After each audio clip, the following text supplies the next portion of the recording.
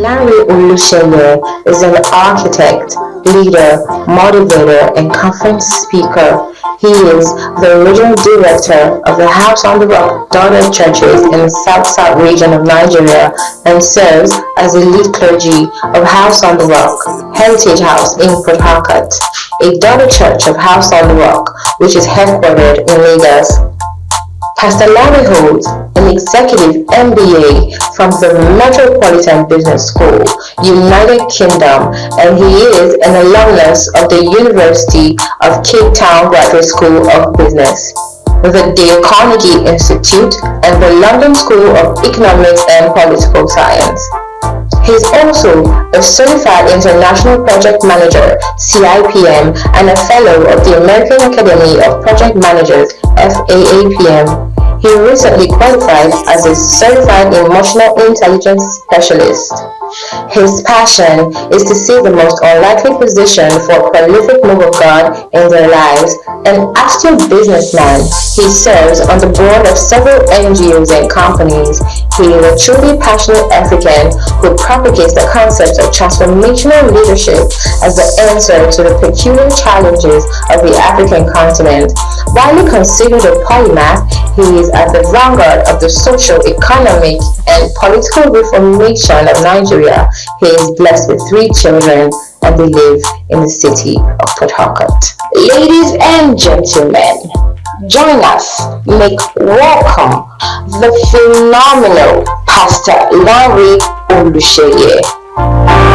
He deserves better than that. Please keep it jamming. Keep your hands going until Pastor Lanre is off here on stage. Our own guy.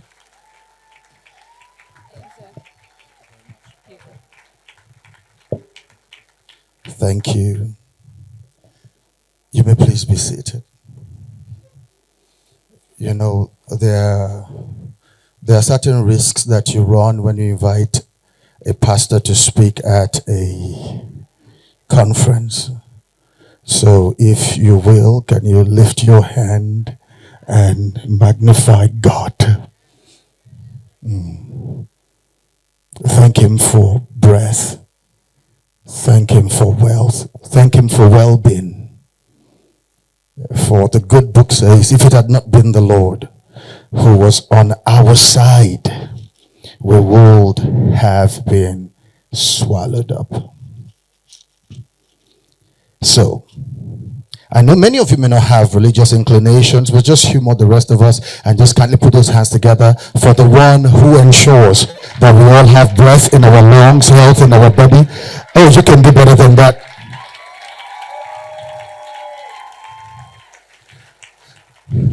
This is really, I don't want to say difficult, but I don't know what I'm going to say after that absolutely phenomenal, incredible presentation by Dr. Daisy. Please, if you will, put your hand together one more time and let us celebrate her.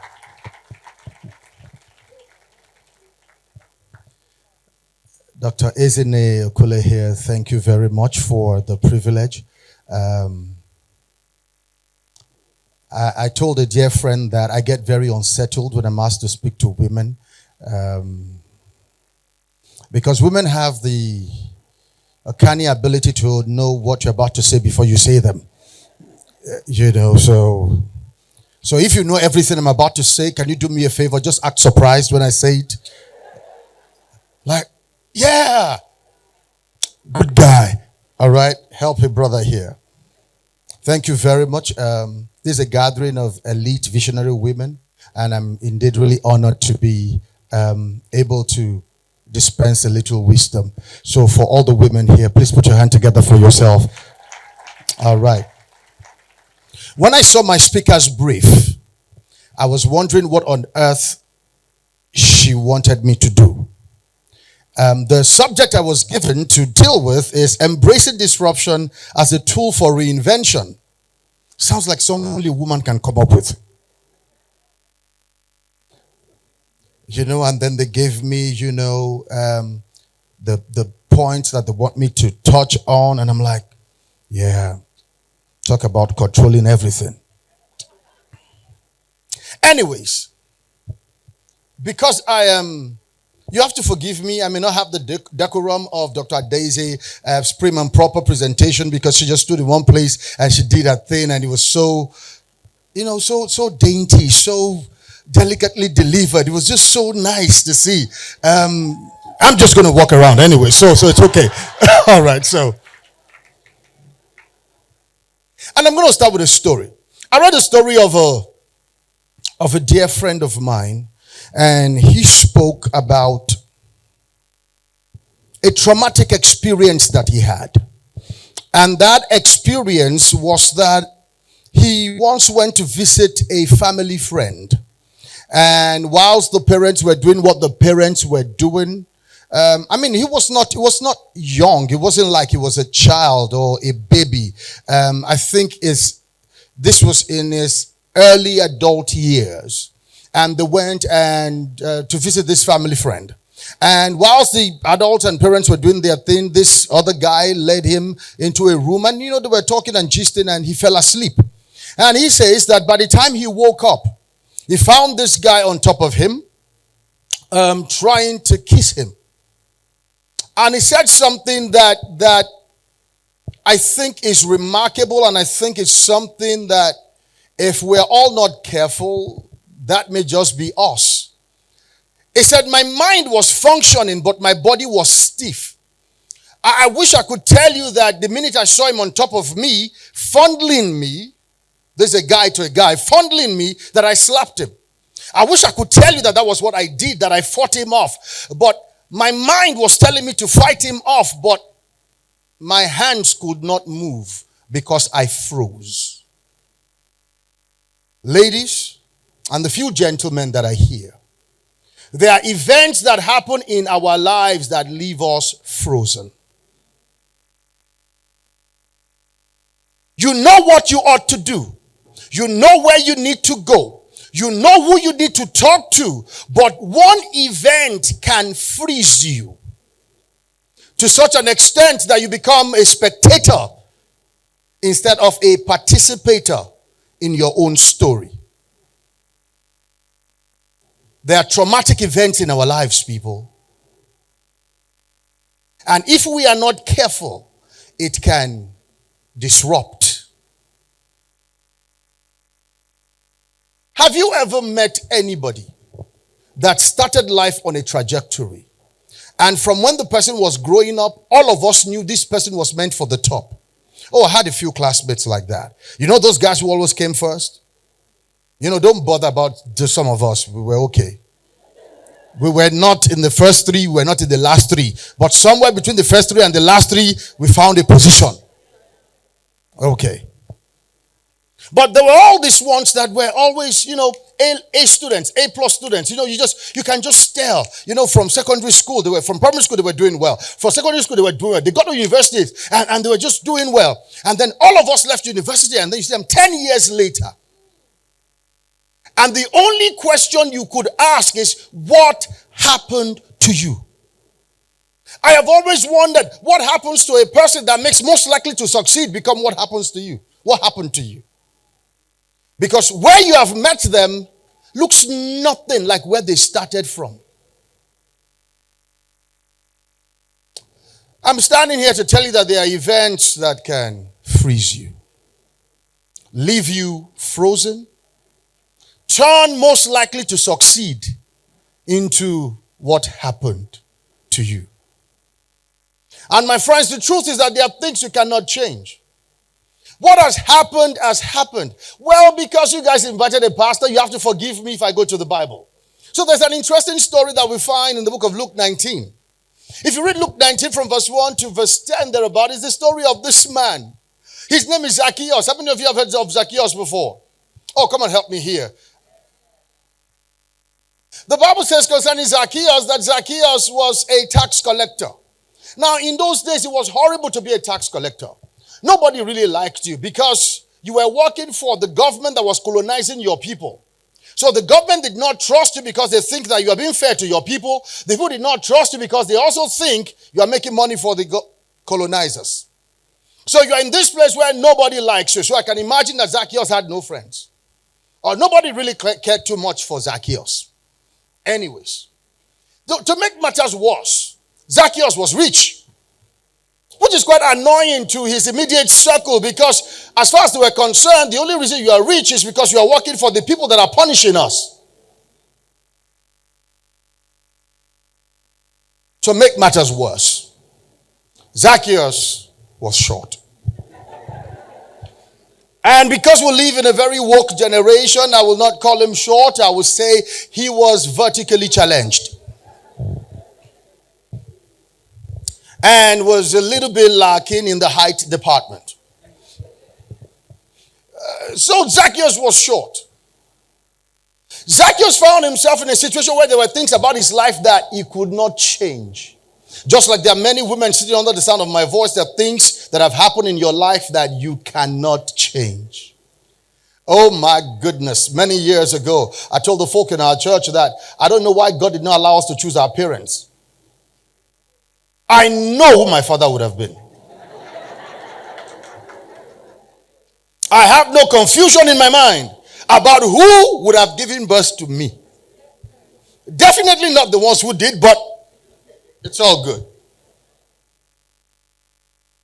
You cannot change some things that has happened that has disrupted your life. It happened. You know, every time I look at life, there are decisions I wish I did not make, but I made them. There were things I wish never happened, but it happened. There were stupid things I wish I did not do, but I did. There were mistakes I wish did not happen, but they happened. And my friends, the truth is that if you are not careful, all of these kind of things can freeze you. It can disrupt your trajectory. It can turn most likely to succeed into what happened to you. It can turn an active person into a passive person. It can turn a sanguine into a melancholic person. So here we find Zacchaeus. Zacchaeus had situations he could not change, just like you have situations you can change. My sister, you married who you married. They told you not to marry him. You were doing like this. But you married him. Now here we are. You really didn't want to study that course, but you needed to get into school anyway. So you know, how many of you were deceived like that? They will tell you just enter 100 level, then you will change. How many of you succeeded in changing? So we end up with degrees we don't care about. Zacchaeus. We find ourselves in situations that we could not change. Things happen that disrupt our lives, and we cannot rewrite or rewind time. Can you help me say to another sister, it has happened, it has happened.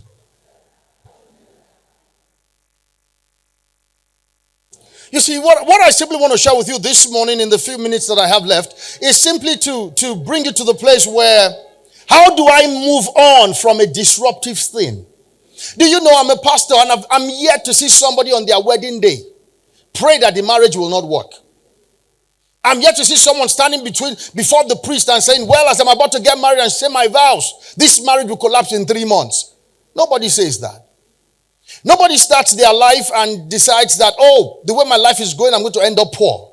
We all have great plans for our lives, but I realize that there are things that disrupt our lives. And if we are not careful, most likely to succeed can become what happened to you. In the life and the story of Zacchaeus, there are many things that I want us to glean from. Because Zacchaeus was dealing with something he could not change. He could not change being a taxpayer. He couldn't change that. He could not change his height. He couldn't change that. I don't know what it is in your life that you cannot change. But are you able to move on in spite of the disruptive things that happened in your life that you cannot change? How do I move on when something has happened that is was meant to break me. And trust me, I've had experiences that are enough to break people. I was in the room when my wife passed. I was in the next compound because I thought I was going to get help when my son was short. And I've had enough pain to stop me from doing the things that I am doing. Just like you have had your own fair share of pain. When things happen in our lives that we cannot change, it becomes important that we find a way to get past them. So I look to Zacchaeus. I like the fact that because all of us can relate with height. There is nothing you can do to increase your height. Okay, ladies, no.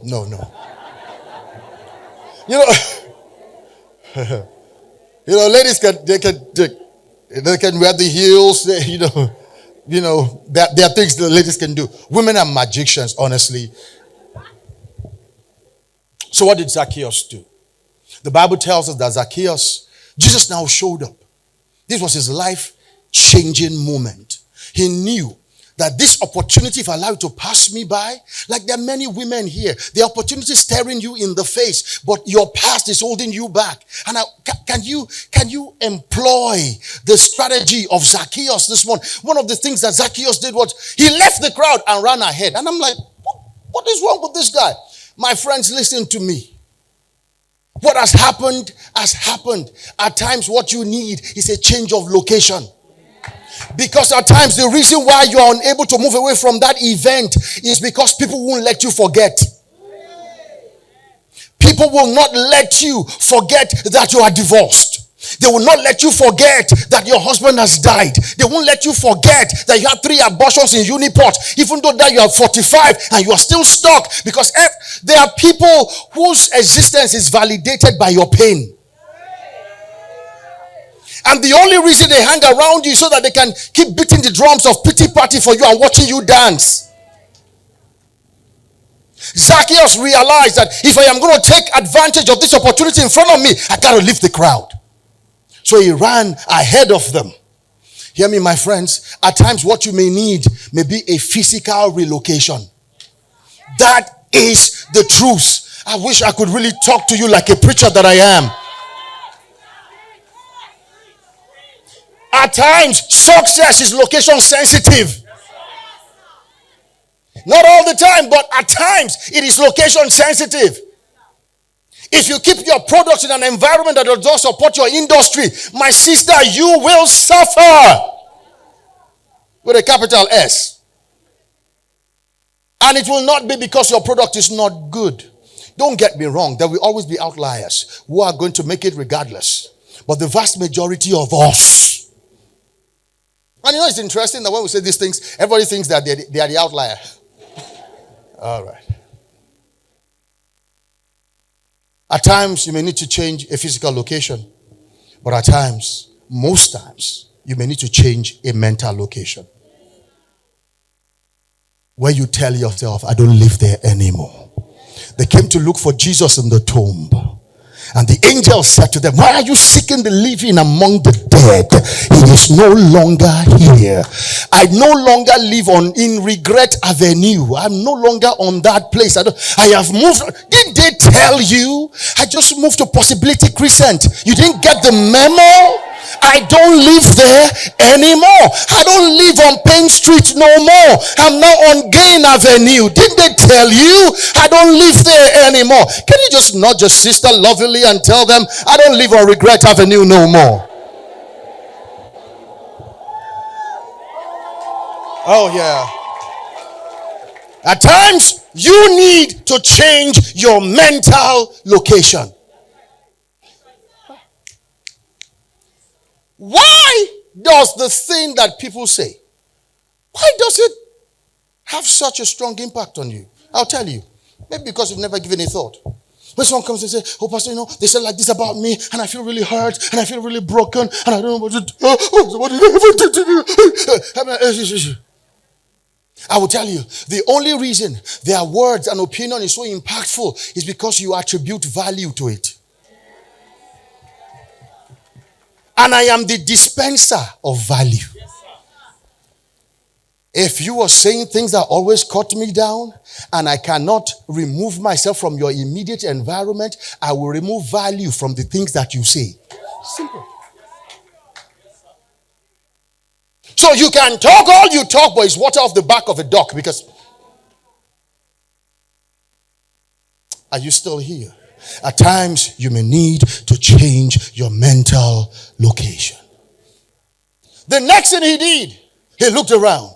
Guess what he found? He found a sycamore tree. Woo! I wish this was church now. You want to go to church? Someone should find me an organ, that we'll go to church. He found a sycamore tree. Interestingly, in the territory where they are living, sycamore trees were everywhere. Listen to me, people. Whenever it looks like life has dealt you a bad hand, look around you. There are systems of advantage all around you. He looked for a sycamore tree and he climbed. How do I make you understand this? He climbed a sycamore tree. He wanted to see Jesus, but he was too short. He couldn't see him. The people didn't like him, so nobody was doing him any favors. He was not getting no VIP tags. He was in the overflow of the overflow. And there was no way he was going to see Jesus. He had to look around for a system of advantage that would grant him visibility. Listen to me, people. Help is closer than you think. You're just not looking well. I tell women when they cry, cry, please. My sister, if you want to cry, cry. But don't cry for too long. After you've cried a bit, enter a bathroom shower. There's something cold water does to tears. Oh, yes. When you shower, find some nice, all the things that or find out your friend that knows how to face beat and let them beat the face, whatever you get, and get your game face on. Because when you look around you, there are things. You know why? There's no negative thing that happens to any of us that catches our God by surprise. True. There are always things that will work in your advantage. At times it may be a relationship. It may be a friend. It may be someone that will just say, you know what? My sister, you don't suffer too much. Okay, you know what? Okay, come and stay in my house. Okay, I have this apartment that I'm not using. Why don't you come and, I know this person that can. There are always systems of advantage. Help me tell your neighbor, find your sycamore tree. Find your sycamore tree. And let me tell you this. They are not hard to find. The way God does it, they are always around you. If you look closely, you will find them. You will find them. You will find them. And then, he didn't stand in front of the sycamore tree, look at the sycamore tree. I like how Zacchaeus worked. He climbed the sycamore tree. He gave himself visibility. It does not matter the hand that life has dealt you. Give yourself visibility. I don't know about you. Some of my friends don't like it when I say things like this, but I don't believe anybody should buy a trumpet and be looking for who to hire to blow the trumpet. It's a personal opinion. All right? And you don't have to agree. But if I go by Jesus' example, it was Jesus that blew his own trumpet. Man of God, you know what I'm saying? Jesus showed up on the scene, looked at all of them and said, hey guys, I am the way. You know like I am the truth. If it they worry you, I'm the life. And just so you know, nobody comes to the Father except give yourself visibility. You can't sell yourself cheap and expect us to buy you expensive. You must elevate your gift. Oh God, I wish I had the time. What do you think Jesus was doing when he took 5 loaves and 2 pieces of fish and he lifted it up before he gave them? He wanted them to see the value. Because there were 5,000 people who could bid for that bread. It was cheap bread in the market. But where there is scarcity, it became expensive bread. So the first thing he did was to elevate the value of the bread. Say, see. Hear me, my sisters. Elevate yourself. I beg of you. You have a right to be here. You deserve every promotion and every progress that you have done. Please do not apologize for your progress. No. Don't do that to yourself. See, I tell people, life, it is what it is. If you are large, you are large. If you are big, you are big. If you fine, you fine. If you don't like them, see transformer.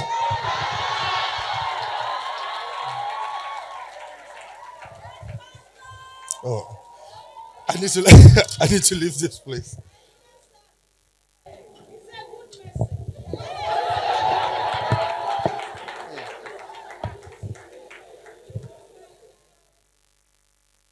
Embrace disruption. Life throws everybody punches. Everybody. The rich also cry. The powerful are depressed. Because life throws everybody punches. At times you're able to dodge. At times you're able to block. At times you're able to weave. But every now and again, life catches you with a deadly uppercut. That one that you don't see coming is the one that lands you flat on your back. But if life ever knocks you down, my sister, understand that your God is the referee. The earthly referee will stop at 10, but the heavenly referee never stops counting until you get back up. They think they counted to 10 and the fight was over, and they forgot that there was 11 after 10. But the one who is doing the actual counting never stops at 10. He only stops when you get back up. Are you still here, my friends? There was a situation in my life many years ago that disrupted me. I was a young man carrying my architecture degree and hustling like every other person in the city of Port Harcourt. And out of the blues, I was asked to come and become a pastor.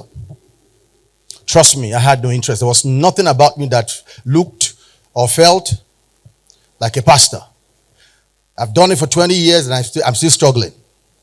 You know why? Pastors are supposed to love people and be nice people. And at that time, well, I'm better now, but at that time, I don't like people like that. In fact, sorry. These are elite women. I don't send them.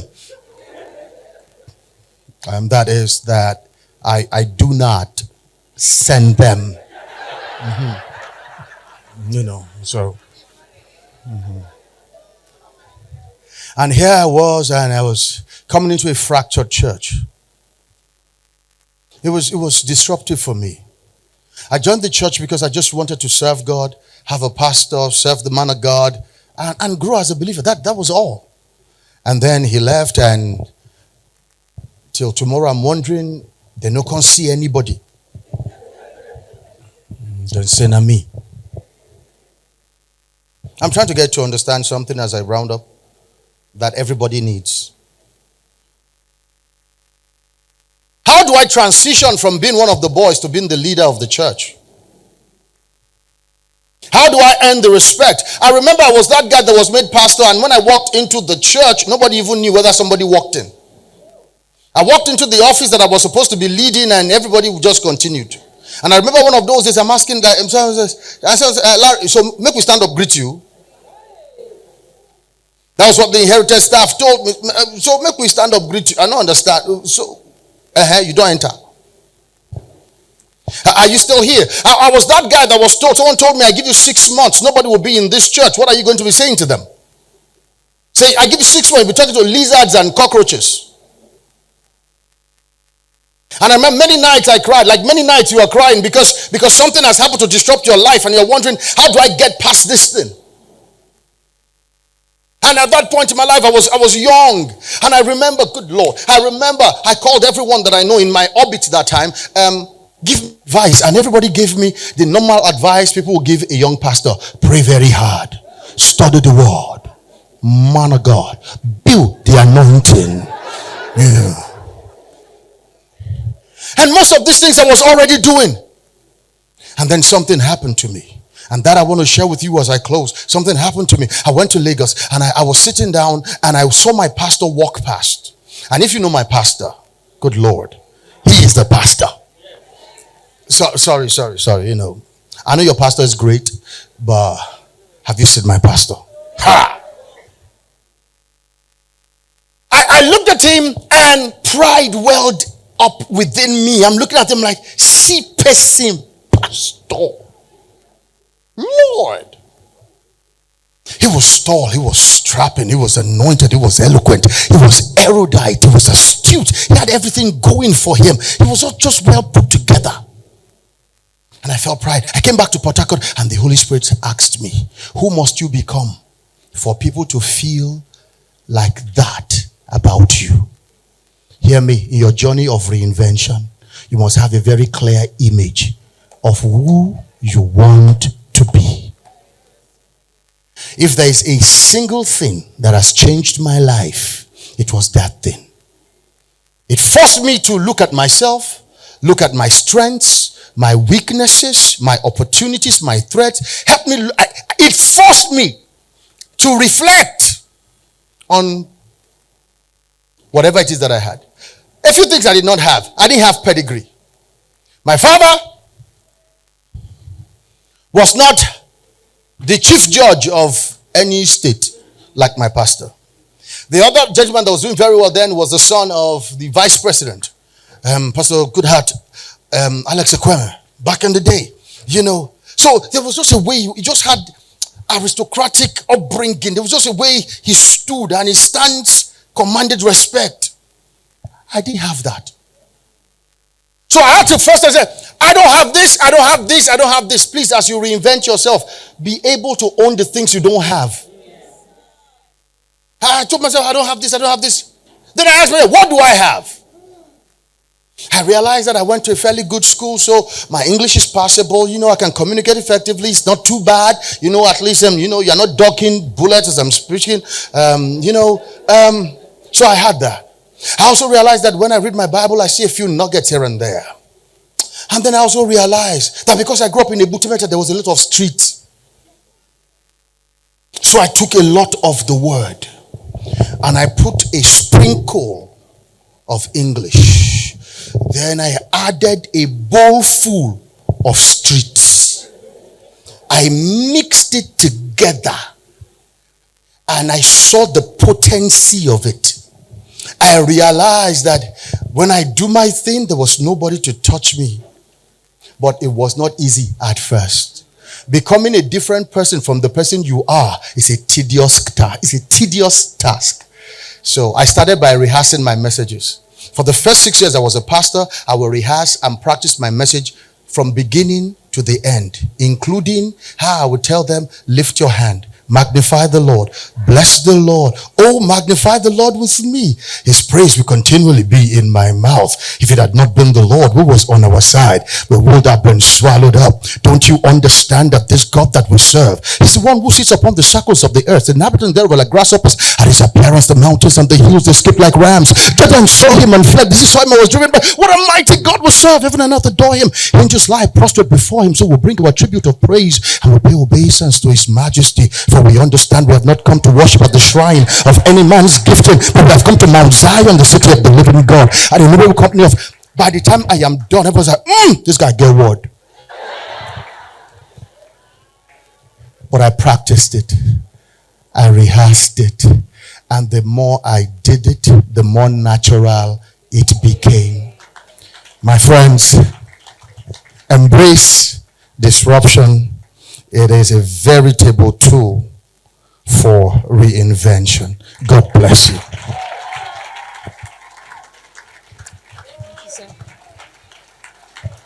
He deserves better than that. If you agree, please keep your hands jamming for our own guy, Pastor Lanre. Thank you so much, sir, for gracing us with your presence.